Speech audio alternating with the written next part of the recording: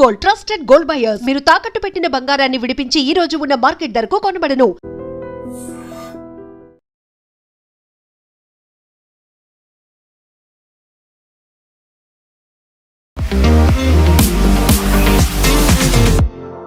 Welcome to I dream.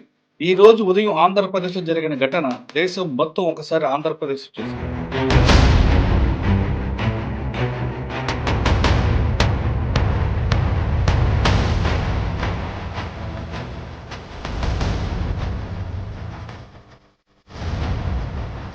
మీకున్న సమాచారం ప్రకారం ఏం జరిగింది?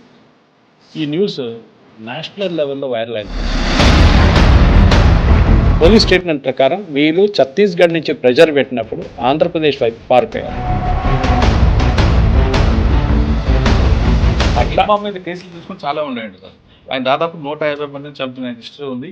ఆయన మీద 6 రాష్ట్రాల పోలీసుల యొక్క వాచింగ్ ఉంది. 6 కోట్ల పైగా రివార్డు. ఆలోచించండి, ఒక్క కేసులోనే 50 లక్షల రివార్డు ఉన్నాయి. దీనికి was a very tough fighter. ఆ అబూజ్మాడ్ ఏరియాలో ఆయన కానీ ఒక పిలిపిస్తే దాదాపు 1000 మంది ట్రైబల్స్ వస్తారు. అంత సపోర్ట్. పార్టీ కనుమరుగైపోయిన దశలో ఆయన మెయిన్ ఆక్సిజన్. హ్యూమన్ ఇంటెలిజెన్స్ చాలా ఇంపార్టెంట్. ఎందుకంటే వీళ్ళు ఫోన్లు వాడరు. టెక్నికల్ ఇంటెలిజెన్స్ చాలా టెక్నిక్. కాశ్మీర్లో ఉన్న టెర్రరిస్ట్ ట్యాకిల్ చేస్తున్నప్పుడు చాలా మంది. ఇంతవరకు ఆంధ్రప్రదేశ్ పోలీసులు సైలెంట్గా ఉన్నారు అనుకున్నాం, కానీ వాళ్ళు ఒక స్లీపర్ సెల్ లాగా ఒక మంచి ఆపరేషన్లో ఈరోజు సక్సెస్ అయ్యారనే విషయాన్ని మాత్రం బయటపడింది. అంటే ఆంధ్రప్రదేశ్ పోలీసుల దగ్గర ఉన్న నెట్వర్క్ ఎలా ఉంది అనే విషయాన్ని ఈరోజు జరిగిన రంపచోడవరం ఘటన ప్రూవ్ చేస్తుంది. ఎక్కడో అబూజ్మడ్లో ఉన్న హిడ్మా ఆంధ్రప్రదేశ్లో ఈ ప్రాంతం పర్టికులర్గా మనం అనుకుంటున్న మారేడుమిల్లి ప్రాంతం రావడం ఏంటి, అక్కడ ఎన్కౌంటర్ జరగడం ఏంటి, దీని వెనక చాలా మందికి అనుమానం వ్యక్తమవుతున్నాయి. ముఖ్యంగా పౌర హక్కు సంఘాలు మాత్రం ఇది బూటకు ఎన్కౌంటర్ అంటున్నారు. ఎక్కడి నుంచో తీసుకొచ్చి ఇక్కడ కొట్టారన్న వార్త వస్తుంటే, ఎక్కడో తీసుకొచ్చిన హిడ్మాలో మాత్రం హిడ్మాకి సంబంధించి ఆంధ్రప్రదేశ్లో ఎలాంటి కేసులు లేవు. ఆయన కేవలం ఛత్తీస్గఢ్, అబూజ్మడ్, మహారాష్ట్ర, గచ్చిరోలి ఈ ప్రాంతంలోనే ఆయన యాక్టివిటీస్ ఉన్నదని ఇక్కడ వరకు లేవు. అయితే మరి హిడ్మా ఆ ప్రాంతంలో హిడ్మా ఈ ప్రాంతంకి ఎందుకు వచ్చాడు? ఇక్కడ ఏమైనా షెల్టర్ తీసుకొని ఇక్కడ ఏమైనా యాక్టివిటీ చేయడానికి వచ్చాడా, లేదు ఇక్కడ ఎవరైనా ఆఫీసర్లకు సరెండర్ అవ్వాలని వచ్చాడా, షెల్టర్ ముసుగులో మరో విధ్వంసం చేయడానికి, పార్టీని బలోపేతం చేయడానికి ఇక్కడికి వచ్చాడా? అనేక అనుమానాలు కనిపిస్తున్నాయి. మరోవైపు ఇటీవల గాజల రవి కూడా అదే ప్రాంతంలో ఎన్కౌంటర్ కావడంతో అది ఆ ప్రాంతం కూడా ఇటు ఛత్తీస్గఢ్కి అటు మహారాష్ట్ర గచ్చిరోలికి దగ్గర బార్డర్ ఉంది కాబట్టి ఆ ప్రాంతం నుంచి వచ్చి బలోపేతం చేయడానికి వచ్చారా? ఇన్ని ప్రశ్నల అనుమానాల నేపథ్యంలో ఏం జరిగి ఉండొచ్చు అనే విషయాన్ని మనతో మాట్లాడడానికి ప్రముఖ విశ్లేషకులు సురేష్ కొచ్చెడ్డి గారు రాయడికి చాలా క్లారిటీగా తెలుసుకున్నాం. సార్ నమస్తే అండి. నమస్తే. ఈరోజు మంగళవారం ఉదయం 6 గంటలకి రంపచోడవరంలో ఒక టైగర్ పార్క్లో తుపాకుల చప్పుడు, అందులో 6 మావోయిస్టులు చనిపోయినట్లుగా వార్త. 6లో ఫస్ట్ ఎవరు 6 అని గుర్తించేలోగా ఇది హిడ్మా అని పోలీసులు ప్రెస్ నోట్ రావడం, దాని తగ్గట్టు ఆంధ్రప్రదేశ్లో మేము ఖచ్చితంగా వాళ్ళ మీద వాచ్ ఉంది కాబట్టి మేము ఎన్కౌంటర్ జరిగింది, మా మధ్య ఎక్స్చేంజ్ ఆఫ్ ఫైర్ జరిగిందంటూ డీజీపీ గారి పేరు మీద ఒక లెటర్ కూడా వచ్చింది. వెంటనే హిడ్మా ఫోటో కూడా వచ్చింది. మిగతా 5 ఎవరు అని చర్చించేలోగా కాసేపట్లో హిడ్మా భార్య అని, హిడ్మా సెక్యూరిటీ వాళ్ళని వచ్చాయి. ఈ పార్ట్ 6 నుంచి 8 గంటల 9 గంటల వరకు జరుగుతున్న నేపథ్యంలోనే విజయవాడలో మరో వార్త కలకలం రేపింది. విజయవాడ కానూరు సమీపంలో ఒక ఇంట్లో మావోయిస్టులు తలదాచుకున్నారని, విజయవాడతో పాటు ఏలూరు, కాకినాడ వాళ్ళు తలదాచుకున్నారని, ఆ ప్రాంతంలో మాకు ఇన్ఫర్మేషన్ వచ్చింది కాబట్టి మేము రైళ్లు చేసాం.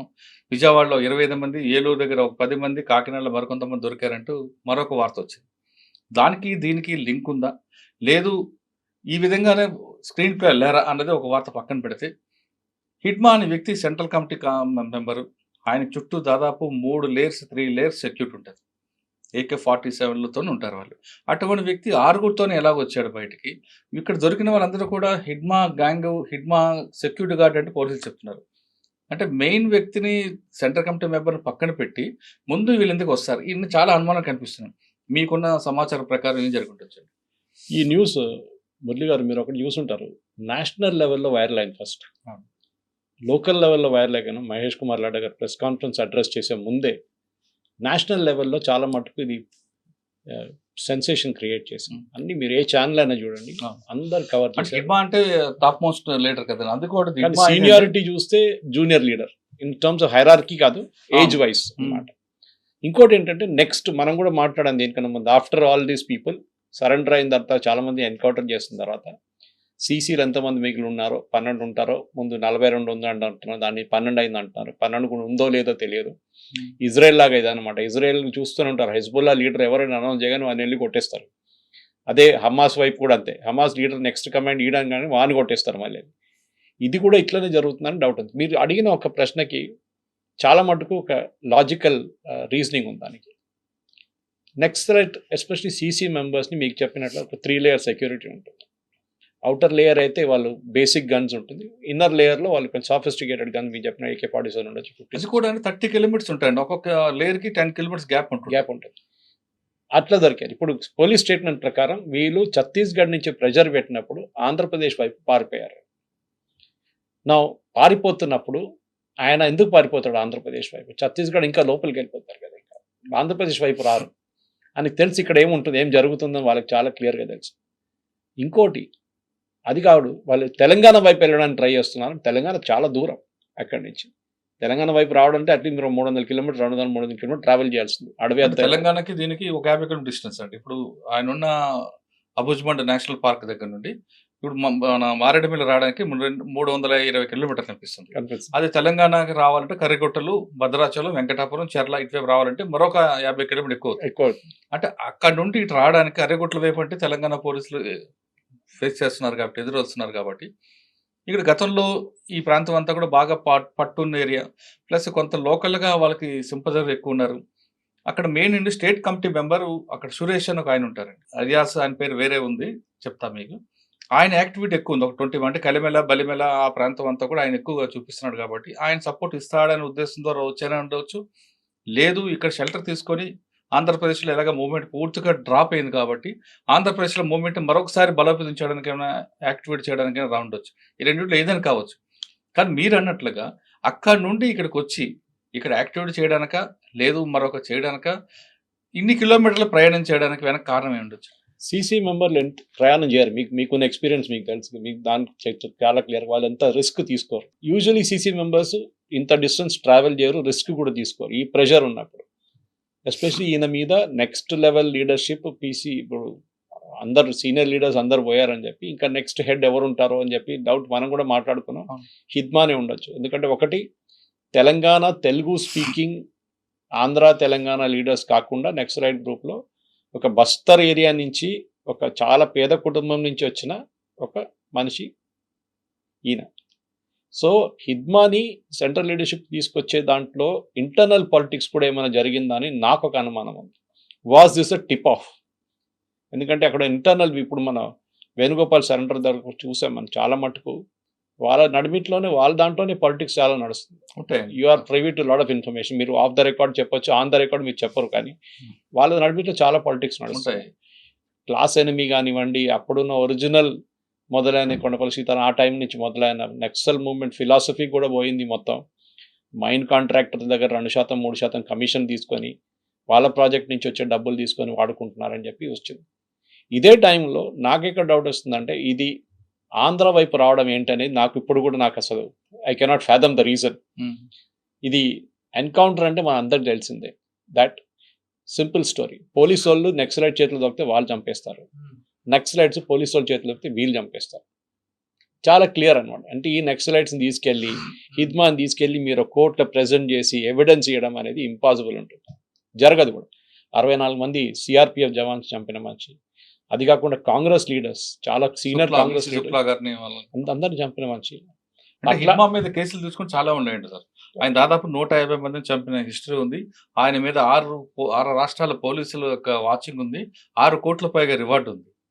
ఆలోచించండి, ఒక్క కేసులోనే 50 లక్షల రివార్డు ఉంది ఆయన పైన. అది ప్రాబ్లం ఎక్కడ వచ్చిందంటే ఈయన అడ్వాంటేజ్ రాదు. ఈయన చిన్నప్పటి నుంచి జాయిన్ అప్పుడు నేను చదివిన దాని ప్రకారం రీసెర్చ్ చేసినప్పుడు ఈయనకి ఈ was a very tough fighter అంట. చాలా మటుకు ఫాస్ట్ ప్రమోషన్ వచ్చిందంట పైకి. ఇది కూడా బహుశా నక్సలైట్ మూవ్మెంట్లో కొంతమందికి నచ్చలేదో అని నాకు అనిపిస్తుంది. ఎందుకంటే end of the day that is the politics all about. వాళ్ళ దాంట్లో 70, 60, 70 సంవత్సరాలు, 72 సంవత్సరాలు, 74 సంవత్సరాల లీడర్స్ కూడా చాలా మంది ఉన్నారు. మీకు తెలిసి 50 సంవత్సరాలకి this is young compared to very young. Rahul Gandhi age అని చెప్పొచ్చు, కానీ రాహుల్ గాంధీ కానీ తక్కువ ఏజ్. సో అట్లాంటి మనిషి ఇప్పుడు నెక్స్ట్ లెవెల్ లీడర్షిప్ పోయినప్పుడు ఇప్పుడు ఇవాళ పొద్దున్న నుంచి ఒక రూమర్ ఏం నడుస్తుందంటే 3 స్టేట్ చీఫ్స్కి ఇచ్చిన ఇన్స్ట్రక్షన్స్ ఏంటంటే చాలా మటుకు అమిత్ షా గారు చెప్పింది హిద్మాని before 30th of November finish చేసేయాలని చెప్పి అమిత్ షా గారు చాలా క్లియర్గా ఇన్స్ట్రక్షన్ ఇచ్చారట. ఆ పరిస్థితుల్లో ఇప్పుడున్న పోలీస్ మీద ఉన్న ప్రెషర్ ఇంకా పెరుగుతుందా? ఎందుకంటే ఇంకా మిగతా నెక్సలైట్స్ కూడా ఫినిష్ చేయాలి బిఫోర్ March 30th 2026 అని ఉంటుందని ఇది ఒక ప్రశ్న నాకు కూడా ఉంది. అది మీ వైపు నుంచి వింటే ఇంకా బాగుంటుంది. అది ఏది వాట్ ఈస్ రియలీ హ్యాపెనింగ్? ఎందుకంటే మనం స్టూడియో బయట నిలబడి మాట్లాడుతున్నాం, నిన్న కూడా మాట్లాడాం హిద్మా గురించి. ఏమైతుందో హిద్మా ఏమైతుందో. హిడ్మా గురించి మనం మాట్లాడుకుంటారంటే మీరు చెప్పినట్లుగా ఆదివాసి గోండి కమ్యూనిటీ వచ్చిన వ్యక్తి. ఆయనకి గోండి, బెంగాలీ, ఒడియా, తెలుగు, హిందీ అన్ని భాషలు పట్టుంది. ప్లస్ ఆ అబూజ్మాడ్ ఏరియాలో ఆయన కానీ ఒక పిలిపిస్తే దాదాపు 1000 మంది ట్రైబల్స్ వస్తారు. అంత సపోర్ట్ ఉంది. పార్టీ కనుమరుగు అయిపోయిన దశలో ఆయన మెయిన్ ఆక్సిజన్. ఇప్పుడు తిరుపతి అని సెక్రటరీ అయినా ఆయనకి దాదాపు 20 మంది వరకు సపోర్ట్ ఉన్నా ఈయనకి మాత్రం 100లో వస్తారు హిడ్మా. ఆ వ్యక్తి టార్గెట్ కొడితే మన మెయిన్ టార్గెట్ అయితే పార్టీకి ఇంకా కొలాప్స్ అయిపోద్దని గవర్నమెంట్ భావిస్తుంది. ఈ తరుణంలో ఆయన కొంతమంది ద్వారా సపోర్టర్స్ ద్వారా మహారాష్ట్ర కానీ ఛత్తీస్గఢ్ కానీ సరెండర్ అవ్వాలి ప్రయత్నం చేస్తున్నట్టు సమాచారం ఉంది. ఎందుకంటే గతంలో ఆశన్న సరెండర్ అవుతున్నప్పుడు ఇదే టాపిక్ వచ్చేది. మల్లోజ్ వేణుగోపాల్ మహారాష్ట్ర సరెండర్ అవుతున్నప్పుడు ఇదే టాపిక్ వచ్చేది. హిడ్మా ఇక్కడ పోలీసులు క్వశ్చన్ చేసేది ఫస్ట్ క్వశ్చన్ అది హిడ్మా. కానీ హిడ్మా అనే వ్యక్తి ఇన్ని రాష్ట్రాలకు కావాల్సిన వ్యక్తి ఆంధ్రప్రదేశ్కి ఎందుకు వచ్చారు అనేది ఇప్పుడు మన అందరూ $1,000,000 ప్రశ్న. అయితే ఇప్పుడు మనకి ఇందాక ఒక ఆఫీసర్ ద్వారా లేదా కొంతమంది ద్వారా ఇన్ఫార్మేషన్ వచ్చే సమాచారం ఏంటంటే హిడ్మాకి ఒక బెస్ట్ కొరియర్, నమ్మకమైన కొరియర్ ఉన్నారు. అంటే కొరియర్ ఇప్పుడు కూడా పనిచేస్తుంది. కానీ ఆ కొరియర్ ఎంతగా నమ్మాడంటే హిడ్మా దాదాపు 6 సంవత్సరాల నుంచి ఆ హిడ్మా వెనకే ఆ కొరియర్ ఉంటాడు. అంటే హిడ్మా చేసిన కొన్ని ఆపరేషన్లో మెటీరియల్ కూడా ఆ కొరియరే సప్లై చేశాడు. కాబట్టి హిడ్మా ఆయన్ని బాగా నమ్మాడు. ఆ వ్యక్తి ఇచ్చిన సూచనల మేరకే ఆంధ్రప్రదేశ్లోకి వచ్చాడు అనేది ఒక సమాచారం. Double agent. ఓకే, ఆ కొరియర్ ఎవరంటే ఒక పోలీస్ ఆఫీసర్. అదే డబుల్ ఏజెంట్ అయిపోయాడు. అంటే వీళ్ళకి పోలీసు వాళ్ళకి ఐ థింక్ ఎప్పుడైనా నేను మాట్లాడుతుంది ఇవాళ పొద్దున ఇంకో ఛానల్ మాట్లాడుతున్నాం అనేది ఇదంతా ఒక సమాచారం. అది ఎంతవరకు కరెక్ట్ లేదు, అది కాదు. హ్యూమన్ ఇంటెలిజెన్స్ చాలా ఇంపార్టెంట్. ఎందుకంటే వీళ్ళు ఫోన్లు వాడరు. టెక్నికల్ ఇంటెలిజెన్స్ మీకు అడవి లోపల పనిచేయదు, ఫోన్లు పనిచేయదు. టెక్నికల్ ఇంటెలిజెన్స్ చాలా కాశ్మీర్లో ఉన్న టెర్రరిస్ట్ ట్యాకిల్ చేస్తున్నప్పుడు చాలా మటుకు టెక్నికల్ ఇంటెలిజెన్స్ వాడతారు వాళ్ళు. హ్యూమన్ అక్కడ కూడా ఉంటుంది. వీళ్ళు కూడా అన్ఆడిటెడ్ డబ్బులు చాలా ఉంటాయి, లక్షల. కాశ్మీర్ లో వచ్చేసరికి టెక్నికల్ ఎవిడెన్స్ కన్నా లీడ్ ఒక కాశ్మీర్ లో ఉన్న స్పెషల్ ఆఫీసర్ తీసుకొచ్చిన లీడ్ అది. కరెక్ట్, అదేంది అక్కడ మన తెలుగు ఆఫీసరే బయటకు వెళ్తూ ఒక పోస్టర్ చూసి దాని వెనక జరిగి లాగితే ఇదంతా కదిలి 6 గ్యాలంటరీ అవార్డు వచ్చింది అనుకుంటా ఆయన.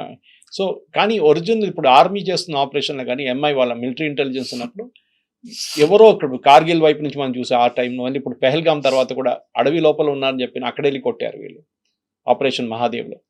ఈ ఇంటెలిజెన్స్ అనేది ఆంధ్రప్రదేశ్, ఉమ్మడి ఆంధ్రప్రదేశ్లో, తర్వాత ఉన్న ఆంధ్రప్రదేశ్, తెలంగాణలో కూడా నేను మాట్లాడుతున్నప్పుడు కొంతమంది పోలీస్ ఆఫీసర్స్తో వాళ్ళేమంటున్నారంటే ఇంటెలిజెన్స్ వైఫ్ న్యూట్రల్ సిఆర్పిఎఫ్ గురించి మాట్లాడుతున్నారు. సిఆర్పిఎఫ్ ఆఫీసర్ మాట్లాడడం అంటే తెలంగాణ, ఆంధ్రప్రదేశ్ దగ్గర ఉన్న ఇంటెలిజెన్స్ చాలా సూపర్ ఉంది. బహుశా ఇప్పుడు ఛత్తీస్గఢ్ పోలీస్ దానికి వచ్చి ఇంప్రూవైజ్ చేసుకున్నారు. కానీ ఒరిజినల్గా నల్లమల నుంచి మొత్తం వేసింది naxalism movement because of human intelligence అని చేశారని చెప్తారు. మీ అంచనా ఏంటి సార్? అంటే మీరు చెప్తున్నప్పుడు నల్లమల టాపిక్ వచ్చింది కాబట్టి నేను చెప్పిన ఛత్తీస్గఢ్కి హిడ్మాకి సంబంధించిన కొరియర్ కూడా గతంలో నల్లమలలో పనిచేసిన ఆఫీసర్. అక్కడ కూడా కనెక్షన్ ఉంది. అక్కడ ఆయన ఇంటెలిజెన్స్ బాగుంది కాబట్టి నల్లమలలో పూర్తిగా వాష్అవుట్ అయిపోయింది. ఆ ఆఫీసర్ ఇంకా ఇప్పుడు కంటిన్యూ అవుతున్నారు. ఆయన ఇచ్చిన ఇన్ఫర్మేషన్ తీసుకొచ్చారు. అంటే ఆయనకి ఇంటెన్షన్ కూడా ఎన్కౌంటర్ చేయాలని కాదండి, గవర్నమెంట్ ముందు సరెండర్ చేయాలనేదే ఆయన తీసుకొచ్చారనేది ఒక సమాచారం. కానీ ఇక్కడ వచ్చేసరికి ఆ విషయం బయటికి లీక్ అవ్వడం, అంటే సెంట్రల్ గవర్నమెంట్కి వెళ్ళడం, వాళ్ళు ఇచ్చిన డైరెక్షన్లో జరిగింది అనేది ఒక రూమర్. అది ఎంతవరకు అని కరెక్ట్ అని తెలియదు. అది ఇంకో విషయం ఏంటంటే ఈరోజు విజయవాడలో జరిగిన సంఘటనలో కొంతమంది మావోయిస్టులు ఒక షెల్టర్ తీసుకున్నారు, అక్కడ మేము దాడి చేసాం అని ఒక 25 మందిని చూపిస్తున్నారే, అది యాక్చువల్గా మావోయిస్టులు తీసుకుంది కాదు, అది పోలీసులు డన్ అది.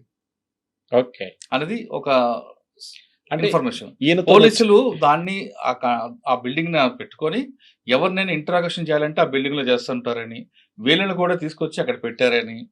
కానీ ఇన్ని అరెస్ట్ చేయడం, సరెండర్ చేయడం కాకుండా ఆయన్ని ఎలిమినేట్ చేయాలని ఒక బలమైన శక్తి, బలమైన వ్యక్తి ఆదేశాలు ఇవ్వడంతో నిన్న రాత్రి నుంచి వీళ్ళందరినీ తీసుకొని వెళ్ళి 6గురిని మెయిన్ క్యారెక్టర్ అంటే హిడ్మా వైఫ్, హిడ్మాకున్న మెయిన్ సెక్యూరిటీ, మెయిన్ పర్సన్స్ అంటే స్టేట్ కమిటీ మెంబర్స్ని తీసుకెళ్లి ఎలిమినేట్ చేశారని అదొక వార్త నడుస్తుంది. అది ఎంతవరకు కరెక్టే తెలియదు. కానీ ఐజీ గారు, ఏడీజీ గారు చెప్పేది ఏంటంటే వాళ్ళు అటు నుంచి వస్తున్నారు, ఎప్పటి నుంచో మాకు వాచ్ ఉంది, మేము వల్లూరుపల్లి నారాయణరావు కోసం ఇస్తుంటే వీళ్ళు వచ్చారు, వీళ్ళు మాకు ట్రేస్ అయ్యారు, ఎక్స్చేంజ్ ఆఫ్ ఫైర్ జరిగింది కాబట్టి అందులో చనిపోయారు అని వాళ్ళు చెప్తున్నారు. కానీ ఇంటర్నల్గా వేరే సోర్స్లో మాత్రం ఇది జరిగింది, ఆయన తీసుకొచ్చి ఏపీ గవర్నమెంట్లో సరెండర్ చూపిస్తాం అనుకున్నాం, కానీ ఒక బలమైన శక్తి మాకు ఆదేశం ఇవ్వడంతో ఇలా చేయాల్సి వచ్చిందని చెప్తున్నారు.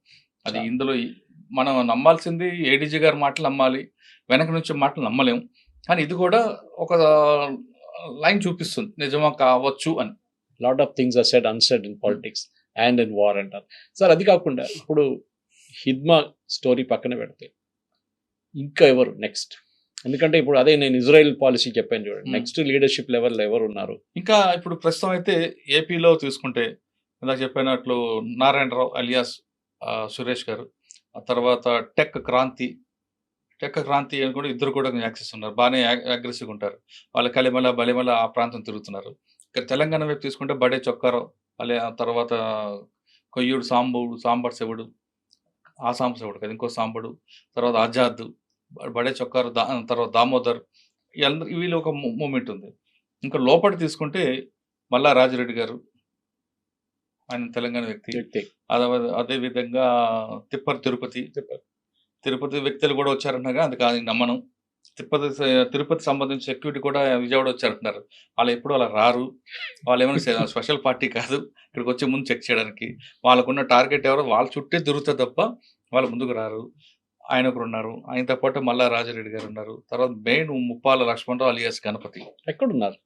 ఆయన నేపాల్ బార్డర్లో ఉన్నారు. అది మన ప్రచండ ప్రధానమంత్రిగా ఉన్నప్పుడు. అంటే వీళ్ళందరూ మన దగ్గర నుంచి వెళ్ళిన తెలుగు పీపుల్ అందరూ లీడర్స్ కూడా హెల్త్ ఇష్యూస్ ఉన్నాయండి. మెయిన్ అది వీళ్ళు రావడానికి, బయటకు రావడానికి కూడా. రామకృష్ణ గారు ఎక్కడున్నారు? రామకృష్ణ చనిపోయారు కదా, ఆయన ఫినిష్ చనిపోయారు. ఆయన అక్కడే జగదల్పూర్ ఏరియాలో చనిపోయారు. వీళ్ళందరికీ మోకాళ్ళ నొప్పులు, కిడ్నీలో స్టోన్స్, కళ్ళు కనబడకపోవడం, ఇటువంటి వ్యాధులతో ఉన్నారు. ఇటీవల ఒక ఇంటర్వ్యూ చేసాం ఒక అబ్బాయికి, కుర్రాడే 50 సంవత్సరాలు ఉంటాయి, ఆయనకి కన్ను కనపడు. చిన్నప్పుడు 10 సంవత్సరాలు లోపలికి వెళ్ళిపోయాడు ఆయన. చందర్ అని ముగ్గురిచెల రాజు, ఆయన కన్ను కనబడదు. వాళ్ళ వైఫ్ అందులోనే పెళ్లి చేసుకున్నాడు. ఆమె జంతన్ సర్కార్కి మెయిన్ లీడర్, ఆవిడ పాపం లివర్ ప్రాబ్లం. డాక్టర్ ని కూడా ట్రేస్ చేసుకుంటారు పోలీసులు, ఎవరు ట్రీట్ చేస్తున్నారు అంటే వాళ్ళకు మెయిన్ స్పెషలిస్ట్ దగ్గర రాలేరు, ఎవరు ఆర్ఎంపీ డాక్టర్కి వెళ్తారు. వాళ్ళు ఏదో మందులు ఇస్తారు, ఆ మందులు తీసుకుంటారు, దానివల్ల ఎక్కువ సైడ్ ఎఫెక్ట్స్ అవుతాయి తప్ప వీళ్ళు పర్మనెంట్ సొల్యూషన్ దొరకదు. ఎందుకంటే మైదాన ప్రాంతంలో రావాలి, డాక్టర్ దగ్గరికి వెళ్ళాలి, పోలీసులు నిఘా ఉంటుంది. అందుకు ఆ సరౌండింగ్లో ఎవరు ఉన్నారు, ఆర్ఎంపీ డాక్టర్ దగ్గరికి వెళ్తారు, లేదా ఎవరి ద్వారా మెసేజ్ తెప్పించుకుంటారు.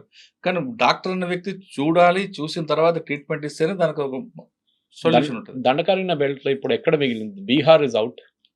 బీహార్లో కూడా మొన్న గతంలో 6-8 సీట్లు గెలిచారు సిపిఐ. ఈసారి అది కూడా లేదు. ఇంకా జార్ఖండ్లో ఉన్న గ్యాంగ్ కూడా, మావోయిస్ట్ పార్టీస్ కూడా వాళ్ళు ఎక్స్టార్షన్ గ్యాంగ్ గా మారిపోయారు కాబట్టి ఆ కోల్ మాఫియాలో పడ్డారు. వాళ్ళు ఎవరిని ఎలిమినేట్ చేయడం దాంట్లో ఉన్నారు కాబట్టి అక్కడ కూడా రూల్ట్ అయిపోయింది.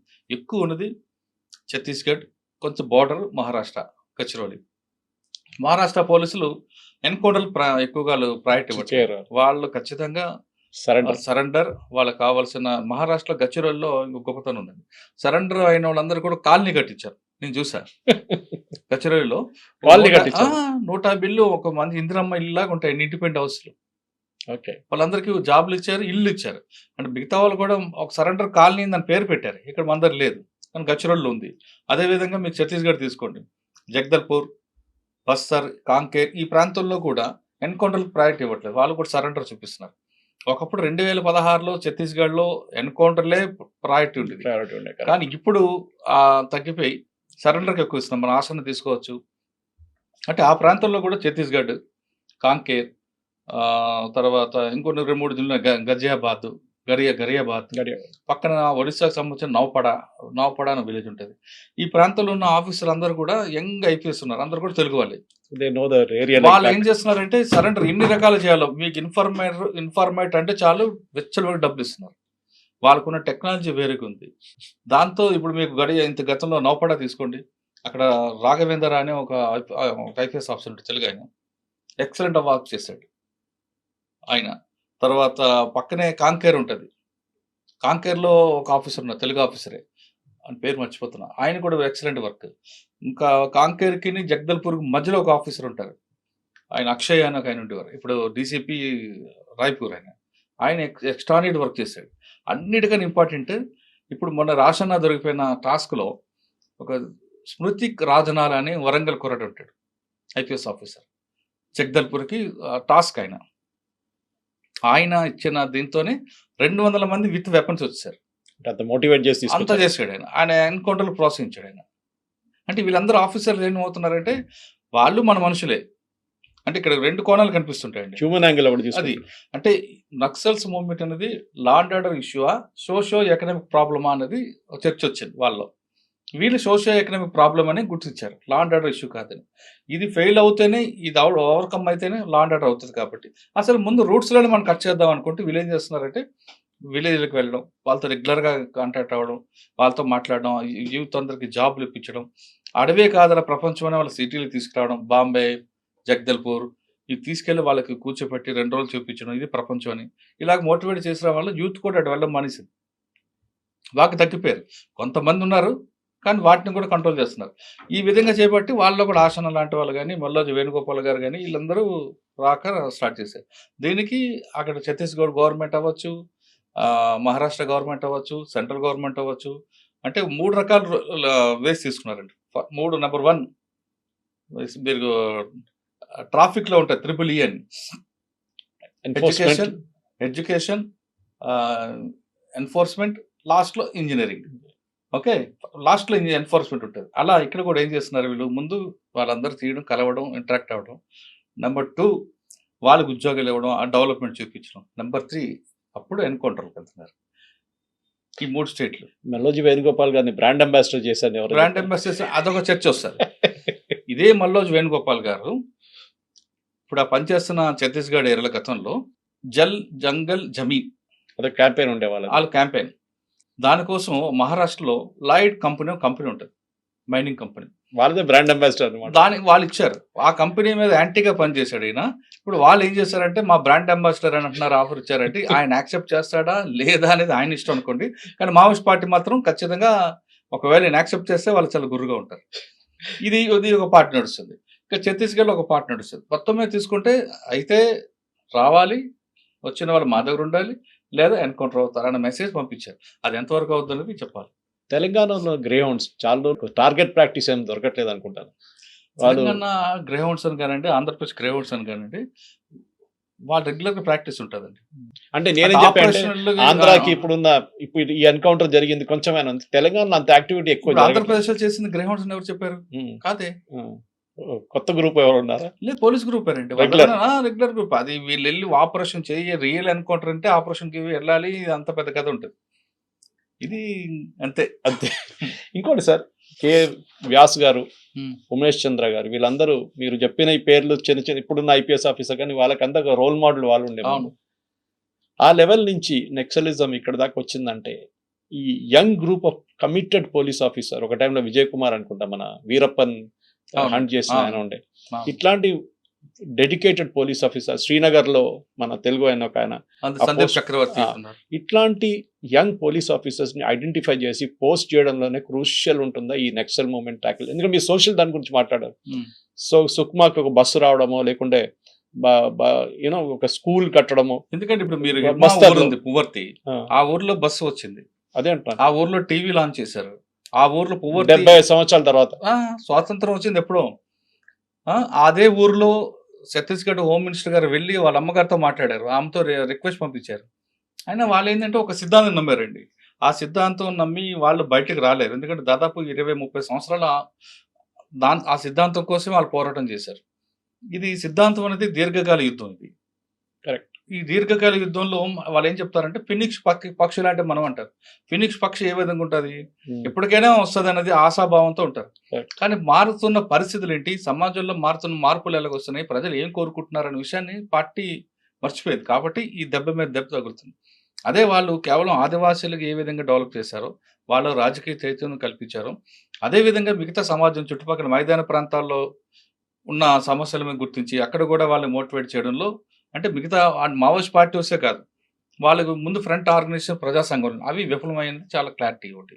విప్లవం అయిపోయింది. ప్రజా సంఘం అని నేను చెప్పగానే మొన్న నాకు గుర్తొచ్చింది. ఒక మాజీ మావోయిస్ట్ కూడా ఇంటర్వ్యూలో ఆయన ఒప్పుకున్నాడు కూడా. ట్రేడ్ యూనియన్ పార్టీకి మెయిన్ లీడర్ పట్టు ట్రేడ్ యూనియన్స్, కార్మికులు వాళ్ళకి. సిటీలో అన్ని ప్రాంతాల్లో కూడా మీకు ఎర్ర జెండా కనిపిస్తుంది, ప్రతి కంపెనీ దగ్గర కూడా. ఓకే, మీకు మావోయిస్ట్ పార్టీ లీడ్ చేస్తున్న ఛత్తీస్గఢ్ కానీ మహారాష్ట్రలో కానీ కంపెనీలో ఒక్కరు ఎర్ర జెండా కనపడదు.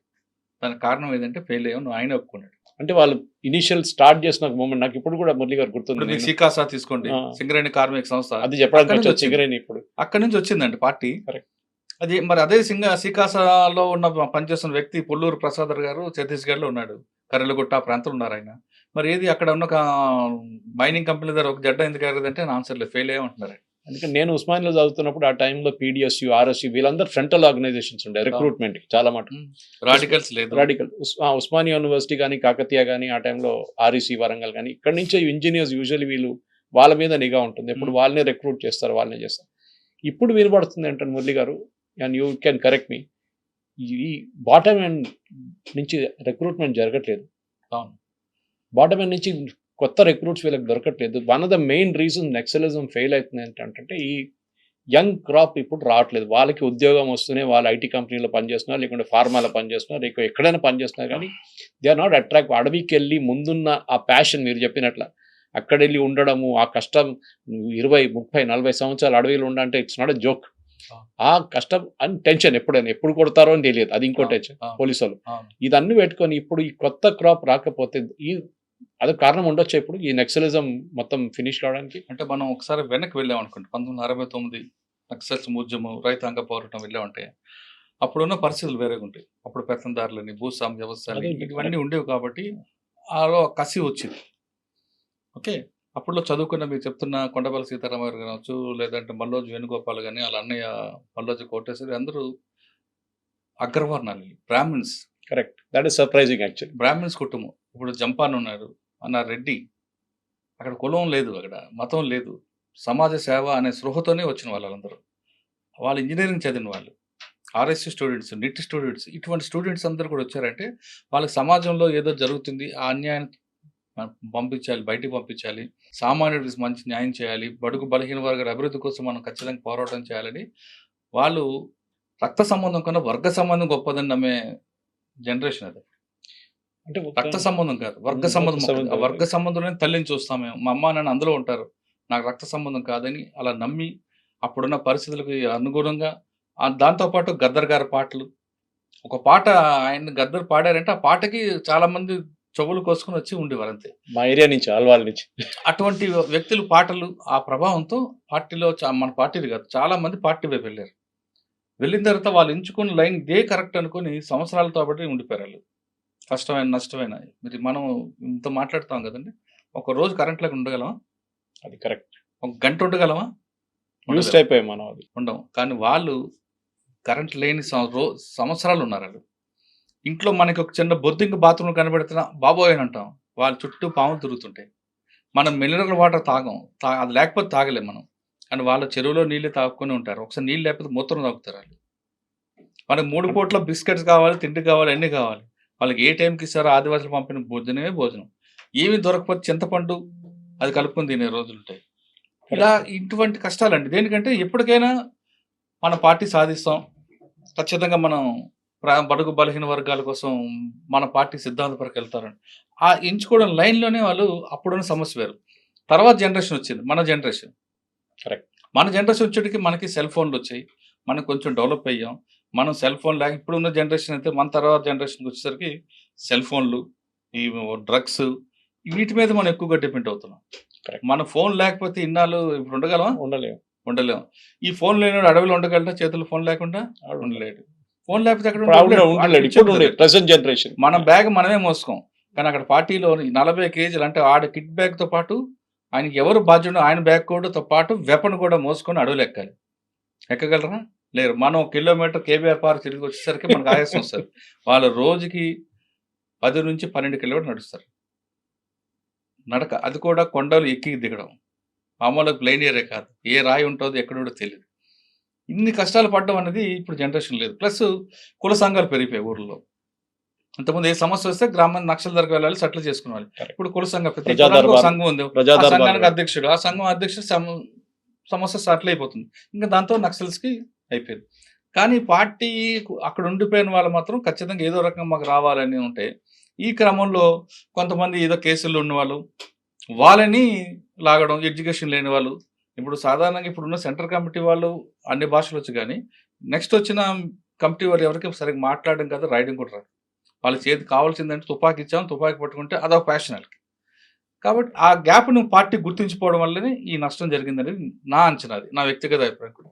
ఈ కాన్వర్జేషన్ మీరంతా డీటెయిల్గా మాట్లాడుతున్నప్పుడు ఒక ఎడ్యుకేషన్ లాగా ఉంటుంది. కానీ as we close the conversation, ఇప్పుడు దీని గురించి నేను వచ్చేది కేరళ నుంచి. చాలా మంది అడుగుతారు నా ద్వారా, సురేష్ గారు first elected communist government in the world కేరళలో, ఈఎంఎస్ నంబూద్రి.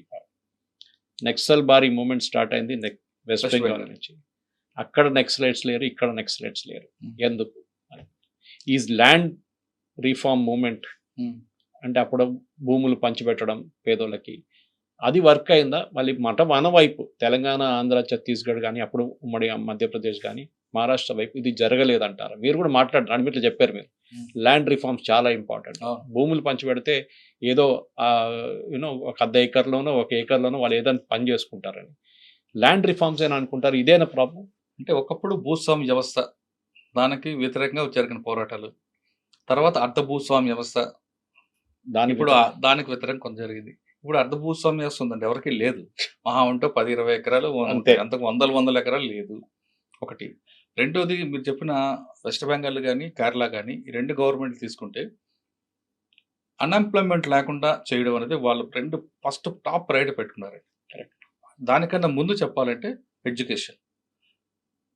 మీరు వెస్ట్ బెంగాల్లో కొంత ఏమైనా ఉండొచ్చు, కానీ కేరళ లాంటి స్టేట్లో 100% ఎడ్యుకేషన్ ఉంటుంది. కరెక్ట్. మీరు నేను చెప్పక్కర్లేదు, కానీ కేరళలో రిక్షా వాళ్ళు కూడా, కూలీ కూడా ఇంగ్లీష్ పేపర్ చదువుతాడు. మీరు కూలీతో ఆపి మాట్లాడితే ఇజ్రాయెల్ వార్ ఎందుకు జరుగుతుంది, రష్యాలో రేట్ ఎందుకు జరుగుతుంది, మా ఊర్లో జరుగుతుంది, మా ఊర్లో డిస్కషన్ మాట్లాడతారు. ఇవన్నీ మాట్లాడతారు, మా ఊర్లో టీ షాప్ లో జరుగుతుంది. ఇవన్నీ డిస్కస్, వాళ్ళు ప్రపంచంలో ఏం జరుగుతున్న విషయం కూడా మాట్లాడతారు. ఎందుకంటే అంత ఎడ్యుకేటెడ్ అయ్యారు, వాళ్ళకి అంత నాలెడ్జ్ ఉంది. ఆ గవర్నమెంట్ కూడా అలా వాళ్ళకి ప్రయారిటీ ఇచ్చుకొచ్చింది. కాబట్టి ఇంక అక్కడ కమ్యూనిస్ట్ అనేది కనిపిస్తుంది ఉంటుంది. కానీ నక్సల్స్ మూవ్మెంట్ కనిపిస్తుంది. కేరళలో ఎందుకు ఫెయిల్ అయింది నక్సల్స్? మీకు కోజికడ్డు లేదంటే ఆ ప్రాంతంలో వచ్చింది, అంతే. యాంటీ నక్సల్ స్క్వాడ్ పెట్టారు, థండర్ బోల్ట్ పెట్టారు. మళ్ళీ రాజరెడ్డి గారు అక్కడికి వెళ్ళి ఉన్నారు కొంతకాలం, అక్కడ పార్టీని డెవలప్ చేస్తామని. ఎందుకు ఉండలేపాడు? ఆయన బెయిల్ వచ్చింది. బెయిల్ రాగానే ఇక్కడ నుంచి ఛత్తీస్గఢ్ నుంచి మైనింగ్ కంపెనీ వాడు హెలికాప్టర్లు తీసుకుని వచ్చారు ఆయనకి. అది కూడా జరిగింది. అదే మీరు వెస్ట్ బెంగాల్ తీసుకోండి. వెస్ట్ బెంగాల్ లో ఎందుకు ఫెయిల్ అయింది అంటే, మిడ్నాపూర్, మల్లోదర్, కోటేశ్వర వరకే అది ఉంది, కొంతవరకు ఉంది. మిడ్నాపూర్, వెస్ట్ మిడ్నాపూర్. తర్వాత ఏమైంది, ఎందుకు ఉంది అంటే అప్పుడు పార్టీ దానికి మమతా బెనర్జీ వారు అందరూ కూడా దానికి సపోర్ట్ చేయడం, దానికి యాంటీకి రావడంతో అక్కడ పార్టీ అయిపోయింది. ఇక్కడేమో కేరళ అయిపోయింది. ఈ విధంగా పార్టీ గవర్నమెంట్ తీసుకున్న నిర్ణయాల వల్లే పార్టీకి నష్టం జరుగుతుంది. ఎక్కడైతే గవర్నమెంట్ మనం ఫెయిల్ అవుతాం, మనం ప్రయారిటీ చూసుకుంటాం, మనకు ఇంపార్టెంట్ ఏ చూసుకుంటాం, అక్కడ నష్టాలు జరుగుతాయి. మీరు కేరళలో ఒక సీఎంని కలవాలంటే ఆటో డ్రైవర్ కూడా వెళ్తాడు, అపాయింట్మెంట్ అవుతుంది. మన దగ్గర కలవనొద్దా? సీఎం కాదు కదా, ఎమ్మెల్యే దగ్గర కూడా పోలేదు. అది కరెక్ట్. అది అదొకటే కాదండి, చాలా విషయాలు తీసుకుంటే కేరళ అనేది ఒక డీజీపీ తీసుకోండి. డీజీపీకి గన్ మ్యాన్లో 1-2-3 ఉంటారు, అంతే. మన దగ్గర రిటైర్డ్ ఆఫీసర్ కూడా చుట్టూ 12 మంది ఉంటారు. అంటే ఎంత మ్యాన్ పవర్ వేస్ట్ అవుతుంది. ఆయన చూసి ఇంకొకరు, ఆయన చూసి ఇంకొకరు, ఇలా తయారవడంలో ఇవన్నీ కూడా సమాజమే చూపిస్తుంది. దాని ఇంపాక్టే ఇప్పుడు అర్బన్ నక్సల్స్ దాని మీద వస్తుంది. Thank you very much Murali గారు. ఇంకా ఈ డిస్కషన్ ఎప్పుడు ఆగదు, ఎందుకంటే మనం ఈ రోజు మాట్లాడాము, రేపు పొద్దున ఏం జరుగుతుందో తెలియదు, రేపు పొద్దున ఏ ఎన్కౌంటర్ నడుస్తుందో తెలియదు. ఇంకా నాకు తెలిసి అయితే ఎన్కౌంటర్లు ఉండకపోవచ్చు అండి, మ్యాక్సిమం ఉండకపోవచ్చు. ఇంకా అందరినీ సరెండర్ చేసే దీంట్లో ఉంటుంది. హిడ్మా అనేది ఏంటంటే మెయిన్ టార్గెట్ ఎందుకు 76 మంది పోలీసులు చంపాడు, ఆ కోపం ఉంది కాబట్టి ఉండొచ్చు. కానీ మిగతా అందరి మీద ఇప్పుడు తిరుపతి ఉన్నారు, ఆయన మీద పెద్దగా ఉండవు. మల్లా రాజరెడ్డి గారు ఏజ్డ్ పర్సన్, ముప్పాల గణపతి గారు ఆయన ఏజ్డ్ పర్సన్, ఇంకా బడే చొక్కారావు లేదా ఆజాద్, వీళ్ళు కూడా సరెండర్ అయిపోతారు ములుగు ఎస్పీ గారు ఒక ఇన్ఫర్మేషన్ ఉంది. సో మార్చ్ 30 దాకా వెళ్ళదు, దానికన్నా ముందు మార్చ్ వరకు కాదని ఇంకా బిఫోర్ వాళ్ళ టార్గెట్ కూడా మార్చ్ 26 ఇయర్ 26 అనేది పెట్టుకున్నారు. Thank you very much. Thank you very much. And for more videos, Please subscribe to iDream. Please subscribe to iDream. Please subscribe iDreams. And please subscribe to iDream. For more videos, subscribe to iDream. please like, share, and subscribe to the channel. Congratulations, iDream. Subscribe to iDream. Subscribe to iDream. So subscribe to iDream Media. iDream की iDream team अंदर की huge congratulations. Please subscribe iDream Media. Please subscribe to iDream. Subscribe iDream. Please subscribe to iDream. iDream అంటే నా కళల channel subscribe చేసుకున్న నోరు తిరుగుతలేదు మీరైతే గంట గుర్తు కొట్టండి. For more such videos, please subscribe to iDream. Subscribe to iDream. Please subscribe to iDream. Please subscribe iDream Media. Please do subscribe to iDream. Please subscribe to iDream Media. For best entertainment and information, please subscribe iDream. And don't forget to subscribe to iDream.